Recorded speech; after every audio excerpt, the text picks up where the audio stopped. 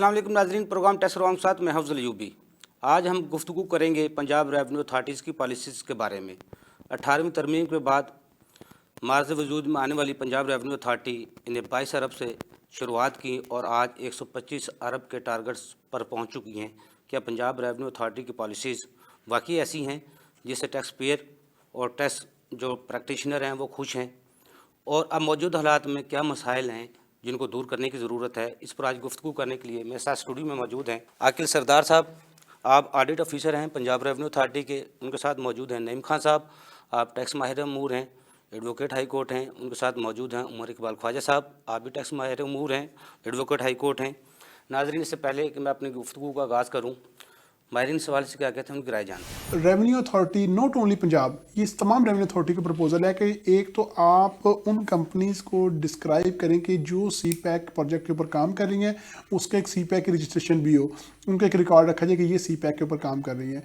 दूसरा ये कि उनका रेट फिक्स होना चाहिए। इससे हमारी कॉस्टिंग और जो कॉन्ट्रैक्टर का जो माइंड है वो रेट बिड लगाने का वो बहुत इजी हो जाएगा। वो चीज़ों को देखेगा कि मैंने ये ट्रांसपोर्टेशन है, मैंने अपनी ये क्रेनें सप्लाई करनी है तो इसकी ये सर्विसेज हैं, मैंने यहाँ लेबर डिप्लॉय करनी है तो इसकी ये सर्विसेज रेट है, मैंने यहाँ कंस्ट्रक्शन का ये रेट देना है तो इसका ये रेट है। तो एक रेट होना चाहिए इंक्लूडिंग कैपिटल फेडरल जो है ना, इस्लामाबाद को इंक्लूड करके चारों सूबों इस्लामाबाद का एक रेट होना चाहिए कि ये जो कॉन्ट्रैक्टर जो मूव करता है एक प्रोविंस से दूसरे प्रोविंस तक, तो उसका रेट भी एक होना चाहिए। दूसरा ये है कि उसने जहाँ सर्विसेज देनी है वहाँ उसने उसका टैक्स जमा करवाना है। तो ये ओरिजिनेशन और टर्मिनेशन का कॉन्सेप्ट भी क्लियर होना चाहिए। आकिल साहब, 22 अरब से जो आपने शुरुआत की, आज 125 अरब का जो टारगेट है, क्या आप उसको अचीव कर लेंगे? 125 अरब तक पहुंचते हुए आपने क्या हिकमत अमली पीआरए ने अपनाई और पॉलिसीज़ अपनाई जो आसानी से टारगेट पूरे हो जाते हैं? जी, सबसे पहले तो मैं ऐड कर दूं कि 2021 के लिए 125 अरब रुपए का जो टारगेट है जी। वो विदन रीच है। 7 मंथ के अंदर हमने अबाउट मोर देन 65% टारगेट जो है वो 7 मंथ के अंदर अचीव कर लिया हुआ है। तो ये तो अब सामने नज़र आ रहा है कि इस साल का जो टारगेट है वो विदन रीच है, वो इंशाल्लाह पूरा हो जाएगा। इसके पीछे जो आपने अवामल कार फरमा है उनके बारे में बात की, तो इसमें मैं आपको बताता चलूं कि एक साल के दौरान एक पैराडाइम शिफ्ट आया है पीआरए की पॉलिसी के अंदर। वो ये है कि हमने टैक्स पेयर के अगेंस्ट कोई भी कॉर्जव मेजर्स नहीं लेने। हमने टैक्स पेयर के साथ एक जो ट्रस्ट डेफिसिट, एक गैप था, उसको हमने कम करने की कोशिश की है। एक ट्रस्ट बिल्डिंग मेजर्स हैं वो ज़्यादा से ज़्यादा हम लिए हैं पिछले एक साल के दौरान। इसके बाद हमने टैक्स पेयर की जो एजुकेशन है उसको हमने उस पर ख़ास फोकस किया है। हमने तकरीबन 500 गवर्नमेंट डिपार्टमेंट हैं उनके नुमाइंदों की ट्रेनिंग की है। उनको विदहोल्डिंग टैक्स और पंजाब सेल्स टैक्स के ऊपर हमने उनकी ट्रेनिंग की है। इसके साथ ही हमने तकरीबन 1000 से ज़्यादा जो प्राइवेट ऑर्गेनाइजेशन हैं, जो प्राइवेट कंपनीज़ हैं जो पंजाब के अंदर काम कर रही हैं, उनकी हमने ट्रेनिंग का अहतमाम किया है, उनको ट्रेंड किया है, उनको विदहोल्डिंग के जो रूल्स हैं उनके बारे में उनको आगाही फ्राहम की है। इसके अलावा जो मैं समझता हूँ कि जो पिछले दौर में जो एक गैप था वो था टैक्स फैसिलिटेशन का। तो जो मौजूदा पीआरए की इंतज़ामिया है उन्होंने फैसिलिटेशन यूनिट एक अलहदा से कायम किया है, ठीक है, जिसका ये काम फुल फ्लेज काम ही ये है कि उसने टैक्स पेयर की रहनुमाई करनी है, उसको गाइडेंस देनी है। ये सिर्फ लाहौर में है या जो आपके ज़िले ऑफिस हैं दूसरे शहरों में उनमें भी हैं? जी, ये मैं ऐड कर देता हूँ कि लाहौर के अंदर एक फैसिलिटेशन यूनिट है। इसके अलावा हमने एक कॉल सेंटर बनाया है जहाँ पर कॉल करके पूरे पंजाब से, ना सिर्फ पंजाब से बल्कि पूरे पाकिस्तान से उस कॉल सेंटर पे कॉल करके रहनुमाई ली जा सकती है। ठीक है। इसके अलावा जो एक और फोकस किया है पंजाब रेवेन्यू अथॉरिटी की इंतजामिया ने, वो है कंप्लायंस।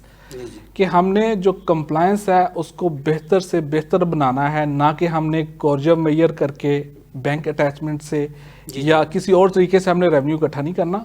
हमने टैक्स पेयर को उसकी सेल्फ असेसमेंट का मौका दे दिया है कि वो अपनी सेल्फ असेसमेंट करें और हमें खुद बताएं, अपनी रिटर्न को फाइल करें और हमें खुद बताएं जितना टैक्स उनका बनता है वो खुद से जमा करवाएं।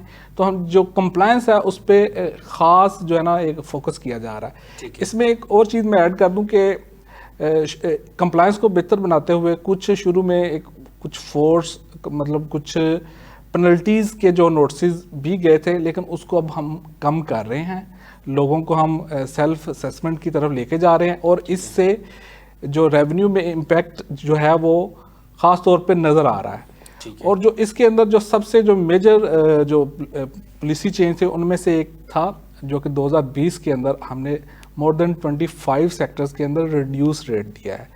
तो रिड्यूस रेट्स कोरोना की वजह से जी बिल्कुल 66 सर्विसेज थे उनमें 20 सर्विसेज पे 5% किया है, जी 16% से। बिल्कुल। उसके दो रीज़न थे, एक तो आपने खुद बता दिया कोरोना उसकी वजह थी, दूसरा था कंस्ट्रक्शन सेक्टर्स को गवर्नमेंट ऑफ पंजाब का एक एमनेस्टी हुकूमत ने वफाक नहीं दी। जी बिल्कुल बिल्कुल।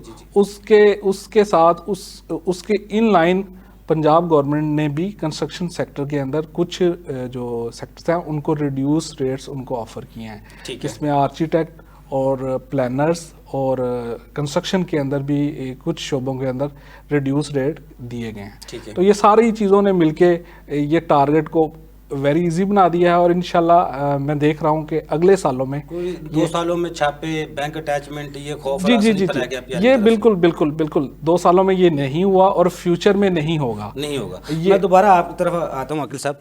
नईम खान साहब, पॉलिसीज़ जब हम बात करते हैं पॉलिसीज़ की, उसको हम जब अपने मुल्क की सतह पर देखते हैं तो वो देखते हैं महंगाई और अखराजात। एक आम बंदे की पहुँच से कोई चीज़ बाहर तो नहीं है, महंगाई ज़्यादा तो नहीं है। अगर उस आम बंदे की पहुंच से कोई चीज़ बाहर नहीं है तो समझो हुकूमती जो पॉलिसीज़ हैं वो बेहतर हैं, आम बंदा अपने सर्वाइवल आसानी से कर रहा है। लेकिन अगर महंगाई ज़्यादा हो और इनकम कम हो तो हम कहते हैं हुकूमती पॉलिसीज़ नाकाम हैं। लेकिन इस दूसरी तरफ आज हम टैक्स पेयर की जब बात करते हैं, अगर टैक्स पेयर बिजनेस है तो उससे उतना टैक्स वसूल किया जा रहा है कि पॉलिसी उसके मुताबिक है या नहीं है, आप क्या समझते हैं? बिस्मिल्लाहिर्रहमानिर्रहीम। थैंक यू यूबी साहब। अगर हम पीआरए की बात करते हैं, ओवरऑल टैक्सेस को तो आज हम डिस्कस करें तो शायद काफ़ी टाइम लग जाए, लेकिन कोशिश करेंगे कि पीआरए को ही डिस्कस कर लिया जाए। पीआरए जब से ये एस्टेब्लिश हुई है, इन्होंने काफ़ी मेहनत की और लोगों के अंदर टैक्स पेमेंट का जो ट्रेंड था वो सेट किया है। लेकिन मैं चाह रहा हूँ कि कुछ जगह पे इनको मज़ीद बेहतर करना पड़ेगा। फॉर एग्ज़ाम्पल, ये पॉलिसी नहीं है, ये जस्ट एक ट्रेंड सेट करने की बात कर रहा हूँ। सबसे पहले इन्होंने लोगों को अवेयरनेस के लिए कुछ ऐसी एडवर्टीजमेंट या इस तरह की चीज़ें लॉन्च की कि लोगों को पता चला कि पंजाब रेवेन्यू अथॉरिटी है और हमने सर्विसेज पे टैक्स पे करना है। वो एक स्कीम चलाई थी इनामात की, रेस्टोरेंट्स पे, जिससे लोगों को स्कीम थी, या वैसे मीडिया पे ये होना चाहिए, क्योंकि अभी तक जब एफबीआर की बात आती है मीडिया को आप देखते हैं तो वहाँ पे फेडरल बोर्ड ऑफ रेवेन्यू की ज़्यादा डिस्कशन होती है, पीआरए की डिस्कशन कम होती है। इसको ज़्यादा करना चाहिए ताकि रेवेन्यू कलेक्शन बढ़ सके। एक और चीज़ जो अभी आपने महंगाई की बात की है, अभी डिस्कशन हो रही थी कि काफ़ी सारी सर्विसेज पे आपने टैक्स को रिड्यूस किया है। मैं आपसे ये आपके प्रोग्राम के तवस्सुस ये कहना चाहूँगा कि आप तमाम सर्विसेज पे टैक्स को रिड्यूस करें। इसकी फॉर एग्ज़ाम्पल आपने महंगाई की बात की, तो मैं जिस तरह आप किसी सर्विस स्टेशन पर जाते हैं या अपनी गाड़ी को किसी शोरूम से दोबारा सर्विस करवाते हैं, उसकी ट्यूनिंग, ऑयल चेंज, बड़ी माइनर सी बातें हैं, लेकिन ये बड़े हर घर की ज़रूरत है ये। और वहाँ पे वो जो पार्ट्स परचेज कर रहा है, जो उसका ऑयल वगैरह यूज़ कर, वहाँ पे आरयू टैक्स पे कर रहा होता है। जब सर्विस पे जाकर मजीद वो 16% टैक्स पे करता है तो उसको बर्डन फील करता है। और उसका रिजल्ट क्या होता है कि वो जो रजिस्टर्ड इंस्टीट्यूशन या रजिस्टर्ड वर्कशॉप्स हैं वहाँ पे लोग जाने से अवॉइड कर रहे हैं, वो उन जगहों पे जाते हैं जिस जगह पे उनको सर्विसेज टैक्स नहीं पे करना पड़ता। अगर आप इस ट्रेंड को सेट करना चाहते हैं तो इस रेट को रिड्यूस करें। इससे होगा क्या कि जब आम बंदा जो सर्विसेज प्रोवाइडर है, जो पीआरए में रजिस्टर्ड नहीं है, वहाँ पे जब उसका कस्टमर कम होगा तो वो पीआरए में रजिस्ट्रेशन करवाना चाहेगा, क्योंकि उसका बिजनेस कम हो रहा है। तो इससे क्या होगा कि आप अगर टैक्स का रेट रिड्यूस करते हैं तो उससे आपकी टैक्स कलेक्शन कम नहीं होगी, जो मैं समझता हूँ वो बढ़ेगी। नहीं नीम साहब, हमारी फितरत में भी तो है ना, हम एक होटल पे खाना खाते हैं तो कितना बिल बना है, 200 रुपये हम दे देते हैं। जब उसके कहते हैं इसमें 200 में से 20 रुपये हमने टैक्स के पैसे डाले हैं, वो मैंने नहीं देने, ये हमारी फितरत में भी है ना, वो ऐसे नहीं देते। देखिए, मैं ये बात आप एक जनरल बात कर रहे हैं, लेकिन जब आप ये बात करते हैं कि मैंने आपको एरियाज बताए हैं, इस एरिया में बहुत सारा काम हो रहा है। कुछ देखिए, हर घर में माशाल्लाह इस वक्त 2-3 गाड़ियां हैं जिनकी वो रूटीन में काम करवा रहा है। ये चूँकि मेरा अपना एक्सपीरियंस होता है, मैं शेयर कर रहा हूँ। मैंने देखा कि बहुत से लोग उन एरियाज को शिफ्ट कर रहे हैं दूसरी साइडों पे। ठीक है। अगर वहाँ पे इसको रिड्यूस, ये एक सेक्टर में बात कर रहा हूँ, अगर वहाँ पे इसको रिड्यूस करते हैं तो उससे क्या होगा? मैं नहीं कहता कि लोग दूसरी साइड पर टैक्स नहीं पे करेंगे या टैक्स कलेक्ट नहीं करेंगे, ना करें वो, लेकिन उनका बिजनेस कम होगा। अच्छा नईम खान साहब, टैक्स रेट जिस तरह आप कह रहे हैं कम करें, जिस तरह 20 सर्विसेज पे कम किया, अगर तमाम जितनी भी 66 हैं या उससे ज़्यादा सर्विसेज हैं सब पे 5% कर दिया जाए तो उससे कोई फ़र्क पड़ेगा? नंबर ऑफ टैक्स पेयर में तादाद में इजाफा होगा या नंबर ऑफ टैक्स रिटर्न में इजाफा होगा? आप क्या समझते हैं? मैं यही बात आपसे करने वाला था।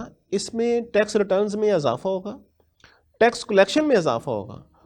यहाँ पे एक और मैंने प्रपोजल देनी थी, जी वो ये है कि जिस तरह हम FBR की तरफ आप कोई भी टैक्स रिडक्शंस होती हैं जी तो वहाँ पे उनका फौरी तौर पे जो रिकॉर्ड टैक्स का वो ऑनलाइन उनकी रिटर्न्स में डिक्लेयर शिफ्ट हो जाता है। ठीक है। लेकिन जब यहाँ पे कोई बंदा आपको इनवाइस इशू करता है सर्विसेज की, तो उसकी वो टैक्स की अमाउंट उस बंदे की रिटर्न में नहीं जाती। ठीक है। ये बहुत बड़ा फ्लॉ है।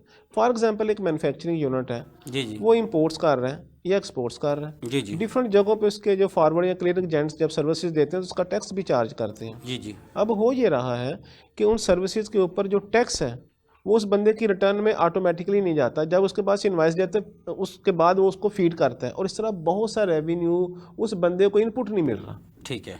जब ये सिस्टम ऑटोमेटिक वहाँ पे चला जाएगा और जब लोगों को ये पता चल जाएगा कि मैं सर्विस जो टैक्स पे कर रहा हूँ इसका मुझे रिवार्ड भी मिल रहा है, ठीक है, तो उससे देखें जिस तरह अभी अगर इनकम टैक्स की बात करते हैं तो अपने का नंबर ऑफ फाइल्स कैसे बढ़ेगा? अगर वो इनपुट नहीं क्लेम कर सकता तो फिर टैक्स रेट कम होना चाहिए। अब ये चार ये कहना चाह रहे हैं। मैं नहीं ये कह रहा, मैं कह रहा हूँ कि उसको लिंक कर दिया जाए। ठीक है। इनका जो इनवाइस बंदा इशू करता है ना PRA में, वो FBR के साथ लिंक नहीं है। ठीक है। जब किसी बंदे के पास वो इनवाइस जाती है तो उसको मैनुअल फीड करता है। ठीक है। अब से मैंने इस माह इंपोर्ट्स की और मेरा जो क्लियरिंग एजेंट है उसने मुझे डॉक्यूमेंट्स 2 दिन बाद भेज दिए या 4 दिन बाद भेज दिया और उसमें मुझे इनवाइस प्रॉपर नहीं मिल सकी जो उसने मुझसे सर्विसेज की इनवाइस इशू की है, तो मैं क्या करूंगा? मैं उस इनवाइस को भूल सकता हूं क्योंकि उसमें बेशक टैक्स की अमाउंट बड़ी माइनर होती है लेकिन उसमें टैक्स तो है। जी। जब वो अमाउंट वहां पे जाती है तो क्या होगा? PRA का जो नाम है वो उस मैन्युफैक्चरिंग यूनिट में ऑटोमेटिकली ब्लिंक करेगा। जी ये आकिल साहब से हम पूछते हैं बाद में, ये भी सवाल आकिल साहब के सामने रखेंगे। इनवाइस का जो क्या मसला है, FBR जब मांगता है उसको वेरिफिकेशन के लिए PRA से करवा के लाएं तो क्या होता है? इसके साथ एक और चीज़ मैं करता हूँ, इसी से रिलेटेड इनके इलेक्ट्रिसिटी बिल्स हैं सर। जी।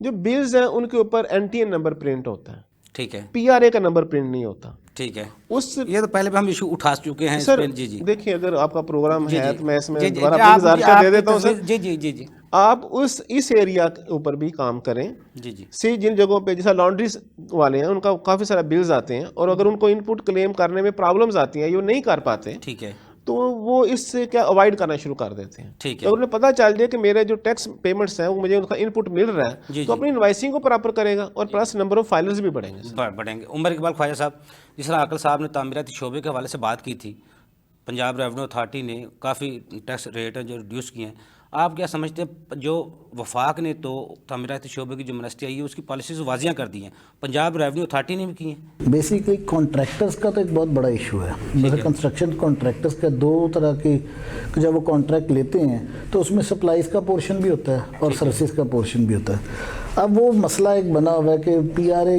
टोटल अमाउंट के ऊपर टैक्स चार्ज करता है अपना, तो ये पहले तो सर्विसेज को उसमें से बाइफरकेट हो जाना चाहिए ताकि सप्लाईज को दोबारा टैक्स ना किया जा सके। सप्लाई से बेसिकली देखना ये है कि PRA का वजूद 18th अमेंडमेंट के बाद है। उमर साहब मैं 1 मिनट ब्रेक का मुझे कहा जा रहा है, ब्रेक से वापस आकर आपकी गुफ्तगू यहीं से जारी रखेंगे। नाज़रीन छोटा सा कमर्शियल ब्रेक, हमारे साथ रहिएगा।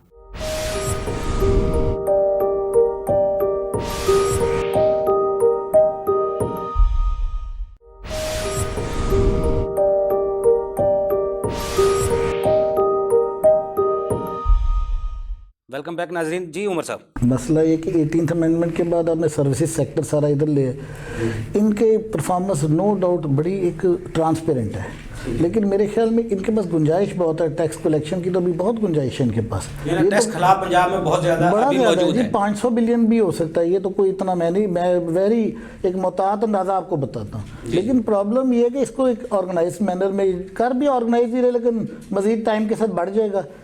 असल मसला ये बन रहा है, जैसे अभी मैं इनकी रजिस्ट्रेशन के लिए ऑनलाइन रजिस्ट्रेशन जो है, ये इनके मौजूदगी का फ़ायदा मैं उठा रहा हूँ कि जब हम उसके अंदर जाते हैं ना तो उसमें ताख़ीर बहुत है। मतलब अगर कोई गलती होगी है तो वो जब तक वो दरख्वास्त रिजेक्ट नहीं होती तब तक आप दोबारा उसको फाइल नहीं कर सकते। या तो उसको फौरन रिजेक्ट कर दे, वो 15 दिन के अंदर रिजेक्शन आती है। उसके बाकी FBR के अंदर ऑनलाइन पोर्टल पर जाए 5 मिनट में आपकी रजिस्ट्रेशन हो जाती है। चाहे उसको प्रोविजनल और रजिस्ट्रेशन दे, उसको 1 महीने में डॉक्यूमेंटेशन करवाएं, ये अपना फ़ायदा करें ताकि ज़्यादा से ज़्यादा लोग जल्द अज जल्द ऑनलाइन रजिस्टर हो सके। इनके पोर्टल में ये प्रॉब्लम चल रही है। दूसरा ये मैं इनके बिल्कुल इनकी मौजूदगी का फ़ायदा उठा रहा। दूसरा ये है कि ये जो PRA में इंटर प्रोविंस एडजस्टमेंट और जो इन्होंने एक वादा किया था क्लियरिंग हाउस का, नेशनल टैक्स काउंसिल इन्होंने बना दी है, वो बन गई है। नहीं सर, वो बनने का देखिए इस वक्त ये मेरे भाई ने बात की, ये जितने उमर साहब बात आगे निकल जाएगी। हमने की थी वो तामीराती शोबे की बात, पॉलिसीज की, वो वाजिया हो चुकी हैं PRA की या नहीं? देखिए आप क्या समझते हैं, क्या मसाइल कॉन्ट्रैक्टर का जो कॉन्ट्रैक्टर तो हाइब्रिड इन नेचर होता है, उसमें दोनों चीज़ें शामिल हो रही है। इनको चाहिए कि वहाँ पर मजीद रहते दे, और ख़ास तौर पर ये जैसे 20 सर्विसेज इन्होंने की ना, मैं कहता हूँ इनपुट आउटपुट का निज़ाम ही ख़त्म कर दें। सिंगल स्टेज पर सिंप्लीफाइड सिस्टम में क्यों नहीं चले जाते? सारे के सारे 66 के ऊपर 5% रेट कर दें और इनपुट आउटपुट ख़त्म कर दें इसके अंदर। इस वक्त ये पोजीशन है कि लोगों के इनपुट आउटपुट के चक्कर में 20-20 मिलियन 30-30 मिलियन के रिफंड फंसे हुए हैं। और जब हम लेने जाते हैं फेडरेशन से, वो कहते हैं एक इनवाइस को वेरीफाई दोबारा करा के लाइन पंजाब रेवेन्यू। मैं नहीं चाहता, मैं ये नहीं कहता कोई रिश्वत चलती है, इस तरह का फसाद का निज़ाम ख़त्म कर दें। इसकी बजाय इसको सिंगल स्टेज क्यों नहीं कर देते आप? बिल्कुल, आप उमर साहब कह रहे हैं। अकील साहब, 2-3 सवाल आपकी तरफ आ चुके हैं। एक रजिस्ट्रेशन का मसला आ चुका है, इनवाइस का मसला आ चुका है, और जो इनपुट ख़त्म कर दी जाए अगर उसमें बिल्कुल ही, तो वो टैक्स रेट 5% या 6% जिस तरह पहले दूसरों की वो हो सकते हैं, मुमकिन है पॉलिसी इस तरह की बन सकती है? जी, सबसे पहले तो मैं जो फर्स्ट क्वेश्चन था वो था जो इनवॉइसेस को लिंक करना है FBR और PRA की। तो ये वाला सिस्टम 2015 के अंदर FBR में आ गया था स्ट्राइव के नाम से। उसके बाद PRA ने पायलट प्रोजेक्ट के तौर पे उसको पैरेलल चलाया है स्ट्राइव को। 2017 सितंबर 2017 से PRA ने भी उसको चलाया, और 2019 से वो फुली ऑपरेशनल है। FBR की इनवाइसेस हमारे सिस्टम में खुद ही आ जाती हैं, मैनुअल एंट्री अब अलाउ नहीं हुई। तो वो वाला इशू जो है वो हम सॉल्व ऑलरेडी कर चुके हैं। जो न्यू रजिस्ट्रेशन की बात कर रहे हैं, वो 3 दिन के अंदर अंदर न्यू रजिस्ट्रेशन अलॉट होनी है। और न्यू रजिस्ट्रेशन के अंदर तो जो PRA का SOP है वो ये कहता है कि आपको ऑफिस भी आने की, चक्कर लगाने की कोई ज़रूरत नहीं है। जो न्यू रजिस्ट्रेशन है वो फुली ऑनलाइन है, आपने घर बैठे अप्लाई करना है। आपके कह रहे हैं 15 दिन बाद उसके रिजल्ट मिलता है, उसकी जवाब आता है 15 दिन बाद। कि अगर उसमें कोई गलती हो जाए ना, तो वो आपका सिस्टम कहता है पहले ये रिजेक्शन होगी, उसके बाद हम इसको दोबारा अलाउ करेंगे। ये रिजेक्शन में 15 दिन लगते हैं। अगर आप उसको उसी वक्त रिजेक्शन की, यहाँ उस बंदे को रजिस्टर तो करें, पहले वो नेट में आएगा, दाखिल होगा, तो आपको टैक्स देगा। फिर मैं ऐड कर देता हूँ। जो न्यू रजिस्ट्रेशन है उसके लिए ये प्रोसीजर नहीं, जो ये कह रहे हैं वो है अगर कोई मिस्टेक हो गई है, गलती से कहीं एक बंदा दूसरी जगह पर रजिस्टर्ड हो गया या किसी और कैटेगरी में रजिस्टर्ड हो गया, उसके लिए सर जो 10 दिन का SOP है हमारा, कि 10 दिन के अंदर अंदर ऑफिसर्स ने फैसला करना है और उसकी जो है हाँ जी जो उसको मुकम्मल करनी है। तो ये अगर 15 दिन में अगर किसी की हो रही है तो ये SOP से एक हट के चीज़ हो रही है। तो इसके लिए तो फोरम मौजूद हैं, वहाँ पर आप कंप्लेंट भी कर सकते हैं, कॉल सेंटर पे भी बता सकते हैं हमारे, और वो आपका मसला मेरा नहीं ख्याल कि वो वहाँ से फिर फर्दर डिले होगा, वो सॉल्व हो जाएगा। अच्छा, जिस तरह वो तामीरात शोबे के हवाले से कह रहे थे, जितने वो वफाक ने पॉलिसी वाज़ेह कर दी, लेकिन PRA ने वाज़ेह नहीं की सर। उसमें मैं ऐड कर देता हूँ। बेसिकली जो देखे, जो कंस्ट्रक्शन में जो वफाक की जो लाइन है, ज़्यादा इंडस्ट्री है जिसमें सर्विसेज भी आती हैं। बिल्कुल ऐसे ही है, आप बिल्कुल ठीक कह रहे हैं।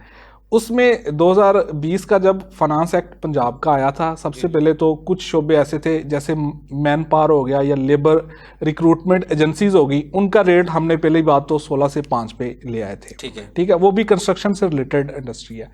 इसके बाद जो सेकंड स्केड्यूल है उसमें हमने अमेंडमेंट की थी, और जो रेजिडेंशियल हाउसेज यूनिट्स हैं अप टू 10,000 स्क्वायर फीट के, उन पे हमने उनको एग्जेम्प्ट कर दिया था, उन पे कोई सेल्स टैक्स नहीं है। मतलब अगर कॉन्ट्रैक्टर रेजिडेंशियल यूनिट बनाएगा तो वो सेल्स टैक्स से मुस्तस्ना है, उस पर कोई सेल्स टैक्स नहीं। पीछे कमर्शियल प्रोजेक्ट्स रह जाते हैं, उन पे 16% है। तो मेरा ख्याल है कमर्शियल प्रोजेक्ट्स की कंस्ट्रक्शन से महंगाई आम आदमी की को अफेक्ट नहीं करती, तो उस पे रेट 16% चल रहा है। तीसरी बात, जो बड़े कंस्ट्रक्शन प्रोजेक्ट्स गवर्नमेंट के भी होते हैं, तो गवर्नमेंट के जो कंस्ट्रक्शन प्रोजेक्ट्स हैं उनमें भी रेट को रिड्यूस करके 16 से 5 पे ले आया गया था 2020 के फाइनेंस एक्ट के अंदर। ठीक है। और जिस तरह आकिल साहब, उमर साहब ने एक इशारा दिया था, जिस तरह आप नेशनल टैक्स काउंसिल आपने जो बनाई है, वफाक और सूबों के दरमियान जो इख्तलाफात हैं टैक्सेस पे, उनमें कोई पेशरफत हुई है, कोई बेहतरी आई है? अभी तक वो सर्विसेज की डेफिनेशन पीआरए नहीं कर सका। गुड्स की, जिस तरह एफबीआर कहता है हम गुड्स पे वो टैक्स लेंगे, रेस्टोरेंट पे पीआरए कह रहा है सर्विस, उस हम सर्विस पे लेंगे, लेकिन वफाक उस तरफ कहता है हम सर्विस वो बनती नहीं है खाने रेस्टोरेंट पे। तो ये जो इख्तलाफात हैं ये दूर हो सकते हैं, मुमकिन है? जी बिल्कुल, ये मुमकिन है, इस पे बात भी हो रही है। और जो इन प्रिंसिपल जो सारी गवर्नमेंट का स्टैंस है वो यही है कि हमने इन इख्तलाफात को दूर करना है। और इस पे जैसे कि आपने पहले खुद ही फरमाया कि इसमें एक नेशनल टैक्स काउंसिल का क़याम हो चुका है, वहाँ पर ये बात हो रही है। और जो ये दोनों इश्यूज आपने बताए, इसके अलावा और भी आपने एक इशू की निशानदेही की थी, सिंगल रिटर्न की।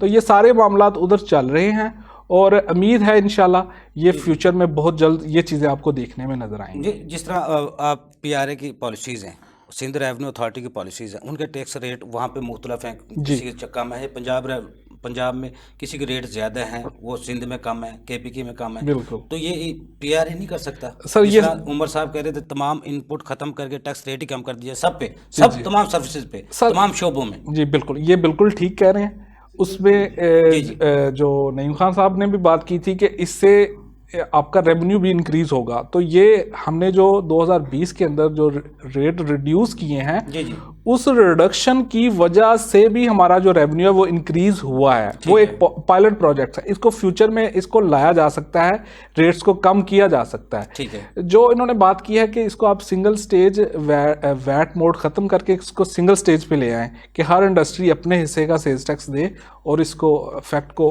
फॉरवर्ड कर दे। एक टैक्स पेयर का एक नंबर अलाट हो, जिस तरह हमारे दूसरे ममालिक में तरक्की याफ्ता ममालिक को भी छोड़ दे, भारत में एक ही टैक्स पेयर का एक ही नंबर अलाट होता है, वो सूबों में टैक्स अदा करता है जब एक ही नंबर है, वफाक में, मरकज़ में। क्या पंजाब रेवेन्यू अथॉरिटी को ऐसी पॉलिसी वाजिया कर सकेगी, ला सकेगी? हो सकता है, मुमकिन है ये? सर ये हो चुका है, ये मैं आपको यकीन दिलाता हूँ कि जो NTN FBR इशू करता है, जी पंजाब रेवेन्यू अथॉरिटी उसी को इस्तेमाल करते हुए उस बंदे की रजिस्ट्रेशन करती है। मतलब नया नंबर हम अपनी तरफ से अलॉट नहीं करते, वो एक ही नंबर रहता है, एक ही नंबर रहता है। सर NTN जो है वो इवन आप इससे थोड़ा सा और आगे बढ़े, Sindh revenue board, Balochistan revenue authority या KPRA में भी अब NTN जो FBR का अलॉटेड है वही चलता है, वही नंबर है। कोई भी उसको टैक्स पेयर को एक देनी पड़े, ये अभी नहीं है, ये अभी अंडर कंसिडरेशन है। नेशनल टैक्स काउंसिल का मैंडेट सिंगल रिटर्न भी है और इस पे भी बात हो रही है और इंशाल्लाह इस पे बहुत जल्द ही एक पायलट, मतलब एक सर्विस को लेके इस पे जो प्रोजेक्ट है वो आ जाएगा और इंशाल्लाह बहुत जल्द इस पे अगर साहब विद होल्डिंग के जो टैक्सेस हैं पंजाब रेवेन्यू अथॉरिटी में, उनके रेट 100% है, हालांकि वफाक जो मरकज़ है उसके रेट बहुत कम है। ये क्या वजूहत है? उस पर कोई पॉलिसी बजट में बन सकती है, आएगी? जी बिल्कुल, इंशाल्लाह। इस पे मैं आपको एक चीज़ ऐड कर देता हूँ। ये शुरू में तो इनकी ज़रूरत थी, 100% की शुरू में ज़रूरत थी। इस वजह से ज़रूरत थी कि उस वक्त बहुत सारे टैक्स पेयर रजिस्टर्ड नहीं थे, तो इसलिए उनका 100% विद होल्डिंग की शर्त रखी गई थी। लेकिन इस वक्त पंजाब रेवेन्यू अथॉरिटी ये अंडरस्टैंड करती है और ये समझती है कि 100% विद होल्डिंग नहीं होनी चाहिए, ये कम होनी चाहिए। इसकी वजह से टैक्स पेयर के बहुत सारे मसाइल्स हैं, उसका बहुत सारा इनपुट वेस्ट हो जाता है और ये हमारी अंडरस्टैंडिंग है। प्रपोजल भी है, पंजाब गवर्नमेंट को भी प्रपोजल दिया गया है और इंशाल्लाह ये बहुत जल्द हो जाएगा। नईम खान साहब, जिस तरह विद होल्डिंग की हम बात कर रहे थे, 85% वफाक जा चुका है विद होल्डिंग। जी बात की इनवाइसेस की, वो मैं थोड़ा सा ऐड करना चाहूँगा। जो FBR की इनवाइसेस हैं सर, वो जब हम रिटर्न फाइल करते हैं पंजाब रेवेन्यू अथॉरिटी की, तो वहाँ पे उसका इनपुट आ जाता है, ठीक है। लेकिन जब कोई बंदा सर्विसेज की इनवाइस इशू करता है तो उसका इनपुट FBR की रिटर्न में नहीं जाता, ठीक है। देखिए बात इधर आज हम डिस्कशन ये कर रहे हैं कि हमने PRA को इम्प्रूव कैसे करना है। जी मकसद हमारा ये है टैक्स कलेक्शन कैसे बढ़ जाए। एक बंदा, मैंने एग्जांपल दी कि इंडस्ट्रियलिस्ट है, वो डिफरेंट जगहों से सर्विसेज ले रहा है। से अगर वो इंपोर्ट्स करेगा तो उसको क्लियरेंस एजेंट उसको सर्विसेज देगा, वो प्रिंटिंग करवाएगा उसको सर्विसेज मिलेंगी। अब वहाँ पे जो इनवाइसेज इशू हो रही हैं, जी हार्ड कापीज़ का कंट्रोल करना ये ट्रेंड कम हो गया है जब से FBR की परचेज इनवॉइसेस ने ऑटोमेटिकली अपलोड होना शुरू कर दिए। ठीक है। अब उनके जो अकाउंटेंट्स होता है कि वो ऑटोमेटिकली उन इनवॉइसेस को अपलोड करते हैं। ठीक है। इनका डाटा उनके सिस्टम में जाता नहीं है, तो बहुत सा इनपुट मिस हो जाता है। ठीक है। चले जी, इनपुट मिस होना तो उस बंदे को to the extent of that person loss हो गया, लेकिन जो इनकी ऑटोमेटिक पब्लिसिटी होनी थी वहाँ पे जी वो नहीं हो रही। वो लोग कहते हैं कि जनाब देखिए हाँ मैंने सर्विसेज जो थी उसके अगेंस्ट मैंने टैक्स डिडक्ट, मुझे उसका इनपुट मिल गया। जी जी। देखें, जब आपको चीज़ पे करते उसका आपको रिवॉर्ड मिलता है तो आप उसको एक्सेप्ट करते हैं। जी जी। अभी तक बहुत से लोगों का रेवेन्यू लॉस हो रहा है। और इसमें एक और चीज़ ऐड करना चाहूँगा income tax return point of view से। जी जी। अभी जो FBR नोटिस जारी कर रहा है, उन्होंने अपना सारा तकरीबन डाटा रिकॉन्साइल कर लिया है, वन सिंगल यूनिट पे लेके आ गए हैं। ठीक है। पिछले सालों में अगर किसी बंदे ने कहीं पे टैक्स डिडक्शन करवाई और उसने अपने रिटर्न में उसको डिक्लेयर नहीं किया तो उसको नोटिस जाकर आप रिटर्न रिवाइज करें। ठीक है। अगर किसी ने क्रेडिट कार्ड यूज़ किया तो उसको नोटिस आ रहे हैं कि आप इसको रिवाइज करें। ठीक है। इसी तरह जी जी। जब PRA की सर्विसेज कोई बंदा ले रहा है और उसका इफेक्ट अपनी रिटर्न में कहीं पे नहीं दे रहा, तो आने वाले दिनों में पॉसिबिलिटी है कि जब ये इंटरलिंक हों तो उनको दोबारा से नोटिस जाएं। इससे क्या होगा कि लोग PRA की तरफ इनक्लाइंड होने से मोहतात रहना शुरू कर देंगे। जी जी। क्यों कहेंगे यार हमें प्रॉब्लम्स आ रही हैं। तो इस वक्त मेरी जो प्रपोजल ये है कि ये दोनों डिपार्टमेंट्स आपस में इंटरकनेक्ट हो जाएं। जी जी। एक तो रेवेन्यू लोगों का जो इनपुट है वो उनको पूरा मिल जाए, प्लस जो ट्रांसपेरेंसी की हम बात करते हैं, अभी जो आपने बात की कि एक NTA नंबर, जी जी। एक नंबर तब होगा जब ये सारे देखें, अगर फॉर द टाइमिंग हम 2 रिटर्न्स फाइल कर रहे हैं, 3 रिटर्न्स फाइल कर रहे हैं, अगर ये चीज़ें इंटरलिंक हो जाएगी तो शायद टैक्स पेयर को इतनी प्रॉब्लम ना हो। प्रॉब्लम वहाँ पे आ रही है कि जब ये चीज़ें इंटरलिंक नहीं है, लोगों का टैक्सेस जो है वो प्रॉपर उनको मिल नहीं रहा, चीज़ें एक लाइन पे नहीं आ रही। तो इसलिए मैं चाहता हूँ कि ये सारी चीज़ें इंटरलिंक हो जाएं। PRA जो भी टैक्स कलेक्ट करे वो FBR के पास चला जाए, FBR के इधर आ जाए। और जो सेकंड चीज़ जो आपने बात की गुड्स और सर्विसेज की, वो टॉल मैन्युफैक्चरिंग का अभी तक डिस्प्यूट चल रहा है। जी जी। वो वफाक के साथ अभी तक टॉल मैन्युफैक्चरिंग का अभी तक डिस्प्यूट चल रहा है और ये बहुत बड़ा डिस्प्यूट है। जी जी। उससे क्या हो रहा है कि बहुत से लोग वो जो वाकई सर्विसेज दे रहे हैं वहाँ पे कंसीलमेंट बहुत बड़े लेवल पे हो रही है, वो अपनी सर्विसेज डिक्लेयर नहीं कर पाते, फिर क्या करते हैं, अंडर इन्वेस्टिंग करते हैं, वो अपनी प्रोडक्शन को कम करते हैं। वो डिफरेंट जगहों से वो बंदा जो प्रॉपर बिजनेस करना चाह रहा है, जो टैक्स पे करना चाह रहा है, वो अपने को चोर कहलवाना शुरू कर देता है। तो क्या हम अपनी कौम का सर ऊंचा ना करें प्रॉपर डॉक्यूमेंटेशन करके या प्रॉपर डिसीजन लेते हैं? बड़ा डिसीजन तो नहीं है।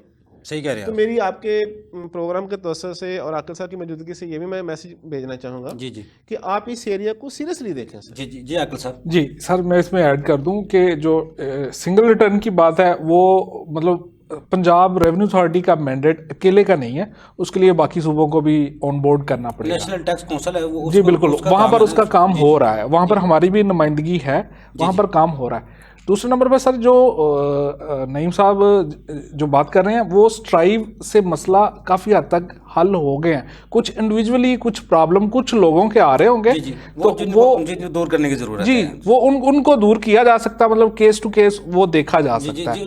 जो है ये मुल्क हमारा है, जी जी जो इस बिल्कुल। मुल्क की तरक्की हमारी तरक्की है। उमर इकबाल ख्वाजा साहब, कौन से ऐसे टैक्सेस हैं जिनमें वफाक के और सूबों के दरमियान इख्तलाफात है, खासतौर पर पंजाब रेवेन्यू अथॉरिटी के साथ, जिनको दूर करने की ज़रूरत है? सर देखें, मवासलात का शोबा जो है वो वफाक कहता है मेरे पास भी है। मसलन अभी जहाज़ की टिकटें, एयरप्लेन की जो टिकट्स हैं उनके ऊपर इन्होंने भी टैक्स इम्पोज कर दिया हुआ है और वफाक ने भी किया हुआ है। लोगों को तो डबल टैक्सेशन पड़ गई ना, ये पता नहीं कब उसको रिजॉल्व करते हैं कि इनकी नेशनल टैक्स काउंसिल 3 साल नहीं करती, वो रिटर्न भी पेंडिंग लाहौर हाई कोर्ट में पड़ी है। मेरे पास कई केसेस हैं जहाँ पर मैं ये सारे मामला चला रहा हूँ हाई कोर्ट में और स्टे हुआ। इस कॉम्प्लिकेशन को क्यों ख़त्म नहीं कर देते? बड़ी वाज़ेह सी चीज़ है, अगर मवासलात का शोबा वफाक के पास है तो ये उसके सर्विस उसकी सर्विस के ऊपर ना टैक्स करें। अगर इस तरह तो ये क्या होगा, कॉम्प्लिकेशन बढ़ती जा रही है। इसी तरह ये जो अपना ये कह रहे रिफंड का मैटर फंस रहे हैं लोगों के, ये जो इनपुट में हमने क्लेम किया होता है, खासतौर पर टेक्सटाइल में बड़ा प्रॉब्लम चल रहा है। जी जी। टेक्सटाइल में हर केस में 25 से 30 मिलियन मैच है, मेरे पास 300 केस है। अच्छा, जो जीरो रेटेड और एक्सपोर्टर सर्विस प्रोवाइडर हैं, जो उनके भी डबल टैक्सेशन का मसला है। वो उनका मसला इस तरह बन रहा है कि उनको रिफंड नहीं मिलता। इनके पास जैसे एक्सपोर्ट एक्सपोर्ट वाले सॉफ्टवेयर हाउसेज हैं, उनके इश्यूज बने पड़े हैं इस वक्त। जी जी। ये हम इसको अगर वो अंडर द कारपेट फेंकते जाएंगे कि जब नेशनल टैक्स काउंसिल करे तब तक तो केसेस बहुत सारे और डेवलप हो जाएंगे। जी जी उमर साहब, इनको ये जी, जी। चाहिए कि अभी इसको कोई, और खास तौर पर जो पिछला बैकलॉग है उसके ऊपर एमनेस्टियाँ दें। जी जी। एमनेस्टियाँ जो मैं एमनेस्टी का वर्ड ज़रा ज़्यादा बेहतर नहीं है। मैं उमर साहब दोबारा आपकी तरफ आता हूँ। आकिल साहब, उमर साहब ने 2 मसाइल की तरफ तवज्जो दिलवाई है, उसके बारे में आपने बताया। दूसरा, जिस उमर साहब कहते हैं एमनेस्टी, 2011 से लेकर अब तक जितने केसेस पेंडिंग हैं, इल्तवा का शिकार हैं या कोर्ट्स में हैं, इनके लिए को PRA को ऐसी एमनेस्टी देनी चाहिए, वो रेवेन्यू आपके पास इकट्ठा हो जाए और जो ज़ेर इल्तवा केसेस हैं पेंडिंग हैं वो भी ख़त्म हो जाएँ। लेकिन ब्रेक से बाद आपसे जवाब लेता हूँ। नाज़रीन, छोटा सा कमर्शियल ब्रेक, हमारे साथ रहिएगा।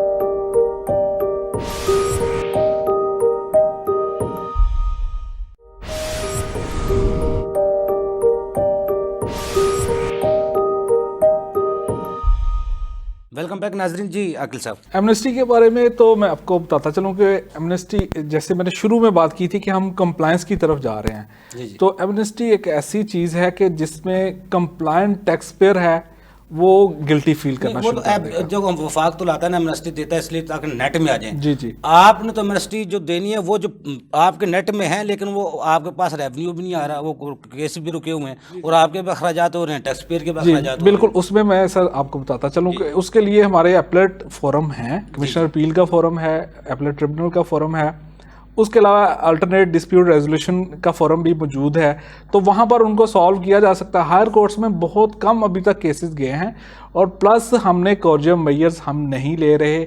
हमारा ये एक असूली एक मौक़िफ़ है कि 2 फोरम में जब तक सुनवाई नहीं हो जाएगी, आइंदा से जो रिकवरी मेयर्स हैं वो टैक्स पेयर के खिलाफ नहीं लिए जाएंगे। उससे पहले बैंक से पैसे नहीं निकलवाए जाएंगे। बैंक से पैसे नहीं, आज के बाद, बल्कि पिछले 1 साल से ये पॉलिसी है, बैंक से पैसे नहीं निकलवाए जाएंगे। सिंह रेवेन्यू बोर्ड भी तो साल का आखिर में जाके एमनेस्टी देता है, जो केस आपके रह गए वो थोड़ा बहुत टैक्स अदा करें और ख़त्म करवाएं उनको। जी, इस पे ये मैं इस पे कुछ मतलब इस तरह से मैं कहूँगा कि इस पे पास्ट के अंदर इसमें कोई खास हौसला अफजा नताइज नहीं निकल सके। पंजाब हुकूमत एमनेस्टी को आप से। प्रपोजल दें इस दफ़ा, ठीक है। PRA तजवीज़ करे इस पे हाँ, इस पे बात की जा सकती है, लेकिन यह कि फिलहाल जो कंप्लायंस के, जो PRA समझता है कि ये कंप्लायंस के बिल्कुल ही एक ऑपोजिट चीज़ है एमनेस्टी, तो इसके हक में PRA जब देखता है ना ये केस हमारे से बारी है, फिर कहते हैं कोर्ट चले जाएं, वो तो खुद ही कोर्ट्स भेज देते हैं, कोर्ट चले जाएं, वहाँ से वो जैसा ऑर्डर होगा तो उस पर अमल कर लेंगे। जी जी। लेकिन बेहतरी तो ये नहीं, यहाँ इस घर से ही हर मामला हल हो। जी, अगर रिकवरी होती है, मतलब मेन तो चीज़ रिकवरी है, लेकिन फिलहाल इस वक्त जो है PRA इसको, तीसरा उमर साहब ने बात जी। की। अच्छा, उसमें मैं एक चीज़ ऐड कर देता हूँ सर कि जो वफाक है मवासलात के अंदर वो इनकम टैक्स इम्पोज कर रहा है, और जो सूबा है वो उस पर सर्विस टैक्स इम्पोज कर रहा ठीक है। है, तो वो डबल टैक्सेशन वो सॉरी मैं गुजारिश कर दूं, वो सेल्स टैक्स भी इम्पोज कर रहा है, ये शायद इनको सेल टैक्स भी ये वो जो वफाक केस ले रहा हमारे है। चल रहे हैं हाई कोर्ट में जी, जी। कि वो सेल्स टैक्स भी लगा रहा है उस टिकट के ऊपर, और ये 2500 से 4500 रुपया पंजाब हुकूमत भी टैक्स ले जी जी। ये सर वही उसी कैटेगरी का केस है जिसपे इस वक्त हमारा रेस्टोरेंट भी है और टोल मैन्युफैक्चरिंग का भी है। जी, जी। तो ये एक तरफ तो ये मामला सब जुडिस है, दूसरी तरफ ये नेशनल टैक्स काउंसिल के अंदर भी है, क्योंकि उधर FBR, वफाक और सूबे दोनों ही वहां पर मिलके ये इस पे डिबेट कर रहे हैं। अच्छा, जो रिफंड्स की बात की, रिफंड्स रूल्स आपके PRA ने बना लिए? जी, बिल्कुल। ऑडिट करना शुरू कर दिया, क्या पॉलिसी है? जी जी, मैं इसमें ऐड कर दूं कि रिफंड रूल्स आगे हैं, ऑपरेशनल हैं, उसका एक अलहदा से उसका एक यूनिट भी बन चुका है, ऑफिसर्स उसके अंदर डिप्यूट हो चुके हैं।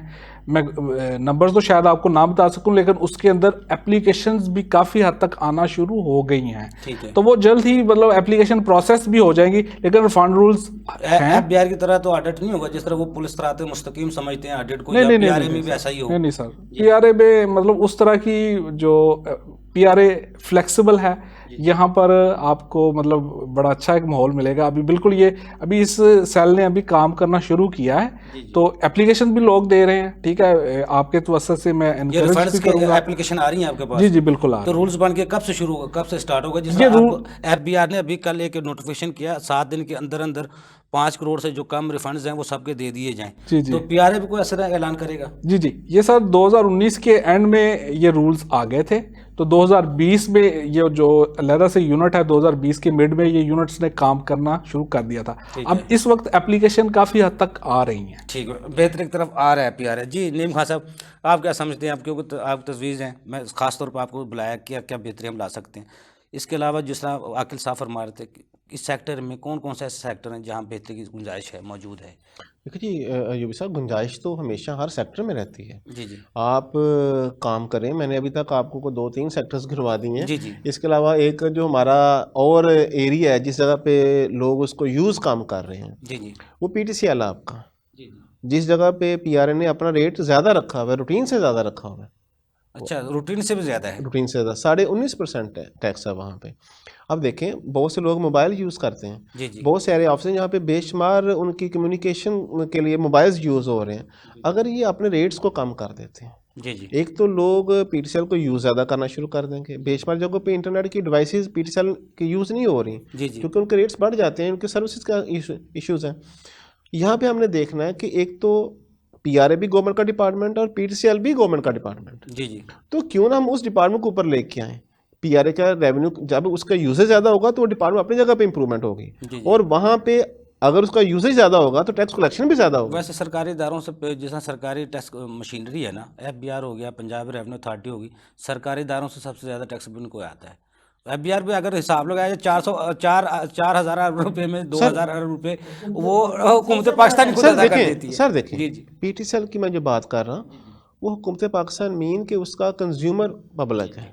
ज़ाहिर बात। PTCL का जो कंज्यूमर है वो पब्लिक है, आप उसके थ्रू पब्लिक को फैसिलिटेट कर रहे हैं। जी जी, वो तो पहले हमने वो बात की है, अगर टैक्स रेट्स तमाम सेक्टर के जिस तरह वो कम कर दिए ये जाएं। डिस्क्रिमिनेशन यहाँ पे है। जी जी। देखिए, अगर रूटीन में किसी आपने 16% लिया जा रहा है, किसी 16% है 19% तो वो लिया एक जा ऐसी चीज़ जो बंदा रूटीन में यूज़ कर रहा है और जिसकी ज़रूरत भी है, जी जी आप उस एरिया पे फोकस कर लें। जी जी इसी तरह आप जो दूसरी आपने मैं ये कहना चाहूँगा कि अगर आप एक सेक्टर, जिस तरह आप होटलिंग सेक्टर को देख रहे हैं, जी जी तो वहाँ पे उस लेवल तक इन डिपार्टमेंट जाके उनकी जो रजिस्ट्रेशन है उस प्रोसेस को नहीं कर रहा। फॉर एग्जांपल, बहुत से ऐसे एरियाज़ जो लोग इनकम टैक्स रिटर्न फाइल कर रहे हैं और सर्विस प्रोवाइडर हैं, जी जी तो इनको एक ऐसा निज़ाम बना लेना चाहिए कि जो बंदे सर्विस प्रोवाइडर हैं उनकी इनकम टैक्स में रिटर्न्स जा रही हैं, चाहे वो कम ही क्यों ना जा रही हो, जी जी उनका कम से उनके पास डाटा आ जाए, ये आपस में रिकॉन्साइल कर लें। जब ये रिकॉन्साइल करेंगे, से मैं आपको एग्जांपल देता हूँ कि 2010, 11, 12 की रिटर्न्स इनकम टैक्स जब डिपार्टमेंट ने चाहा कि हमने अपने स्टेटस नेट को बढ़ाना है या लोगों को टैक्स नेट में ज़्यादा लेके आना है, तो उन्होंने उनकी इनकम टैक्स रिटर्न का ऑडिट किया। उन्होंने कहा जी यहाँ पर देखें कि लोगों के यूटिलिटी बिल्स कितने हैं, क्या थ्रेश होल्ड से ऊपर चले गए हैं। उन्होंने कहा जी आप इनकी सेल्स को देखें, क्या उस थ्रेश होल्ड से ऊपर चली गई हैं।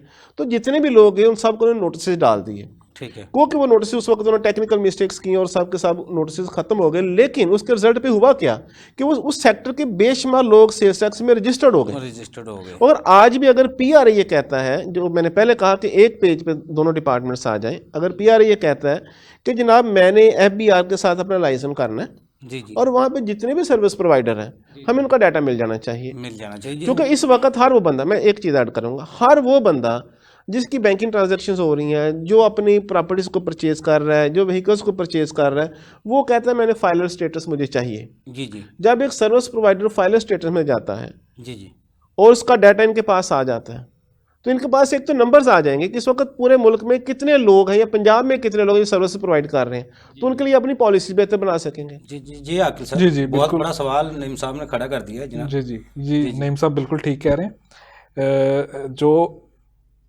इम्प्रूवमेंट की जो गुंजाइश होती है वो हर वक्त मौजूद होती है, कोई शक ठीक नहीं है। तो ये इसलिए मैं ख़ास तौर पे इस बात पे जोर दे रहा हूँ कि नेशनल टैक्स काउंसिल, ठीक है, उसमें हम दोनों ही फ्रीक हैं। जी जी पंजाब रेवेन्यू अथॉरिटी भी और वफाक भी उसमें हम फ्रीक है।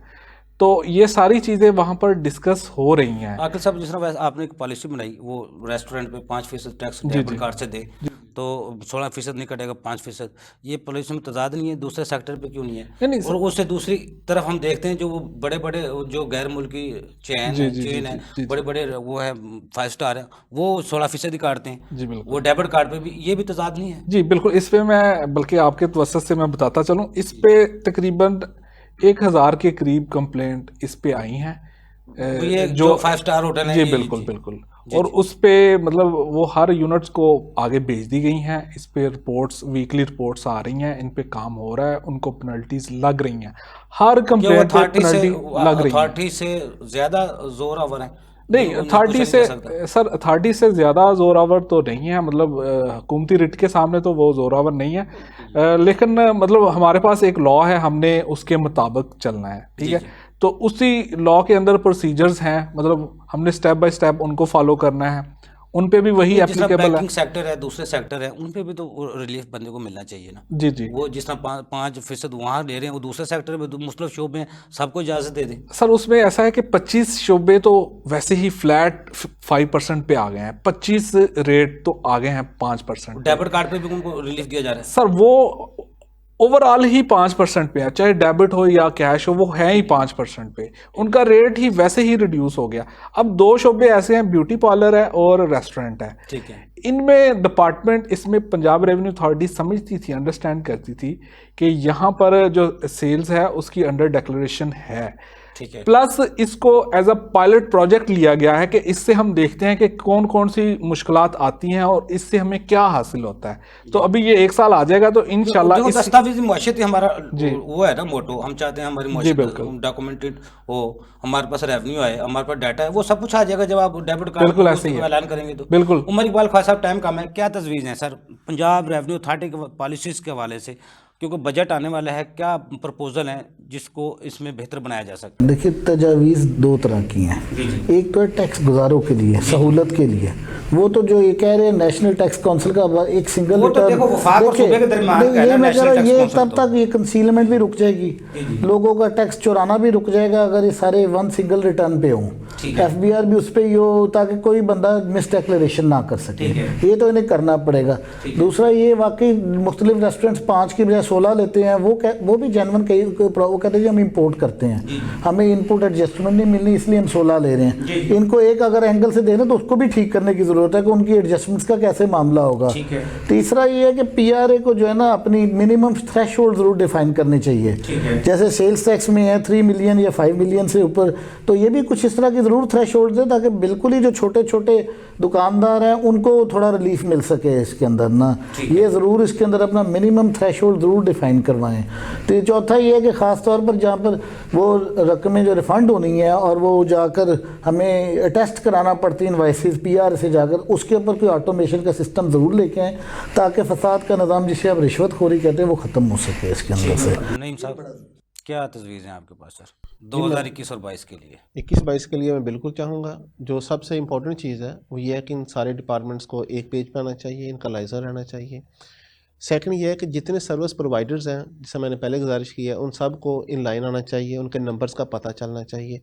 और जिस तरह थ्रेशोल्ड वाली बात की ख़ायद साहब ने, वहाँ पे मैं एक और चीज़ का एडिशन करना चाहूँगा कि वो सर्विस प्रोवाइडर जिनके ऊपर FBR ने कहा कि हम मिनिमम टैक्स चार्ज करेंगे, वहाँ पे PRA का टैक्स चार्ज होना चाहिए। गुड।